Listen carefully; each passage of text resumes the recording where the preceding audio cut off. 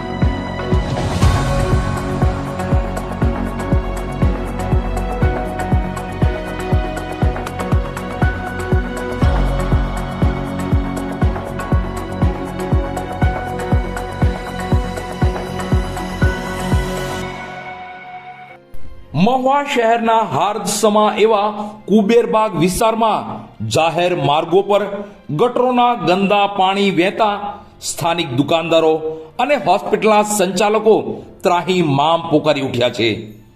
મસ્ત મોટો ટેક્સ ભરતા લોકોને નગરપાલિકા મહુવા તંત્ર પ્રાથમિક સુવિધા આપવામાં ઊણી ઉતરી રહી છે તેવું લોકોને લાગી રહ્યું છે.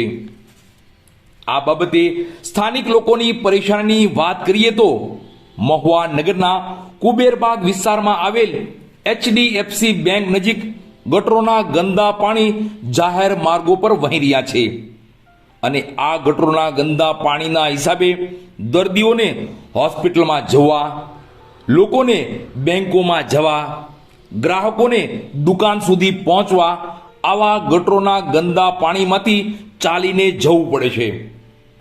વળી આ ગટરોના ગંદા પાણી એટલી દુર્ગંધ મારે છે કે માથાનો દુખાવો થઈ જાય, માથું ફાટી જાય તેવી પરિસ્થિતિ સર્જાય છે.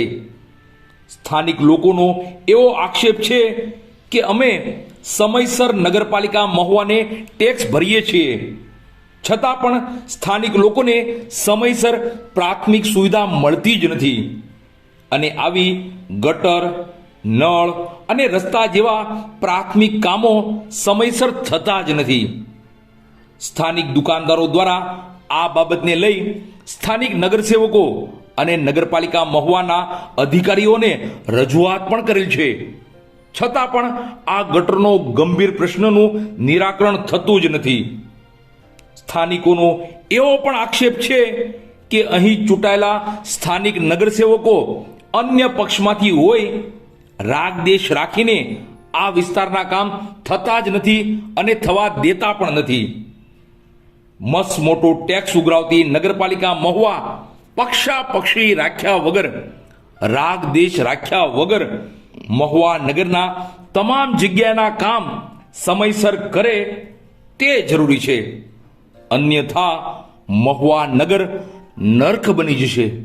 નમસ્કાર, હું અહીંયા કુબેરબાગ સર્કલ ખાતે નીલકમલ મેડિકલ સ્ટોર કમલેશ જોશી. અમારે અહીંયા પહેલો વરસાદ આવ્યો ત્યારથી તમે જોઈ શકો છો કે પાણી ભરાવાની જે સમસ્યા છે, તકલીફ છે, એ દૂર કરવા માટે અમે વારંવાર રજૂઆત કરી છે. અહીંના કાઉન્સિલરોને સૈયદભાઈ બાગોદને પણ 2-3 વાર ફોનથી જાણ કરી છે અને એમણે ઉપર જાણ કરી, એકવાર આવીને નગરપાલિકાવાળા પાણી ખાલી કરી ગયા હતા, પણ ફરીથી પાછું એવું થયું છે કે હવે ગટરનું પાણી બહાર મારે છે અને અસહ્ય દુર્ગંધ આવે છે, જેના લીધે માથાનો દુખાવો અને અહીંયાથી કોઈ અમારા જે કસ્ટમર છે કે દર્દીઓ છે ઉપર લેબોરેટરી છે કોઈ આવી શકતા નથી, તો એને આવવા માટેની કોઈ વ્યવસ્થા નથી.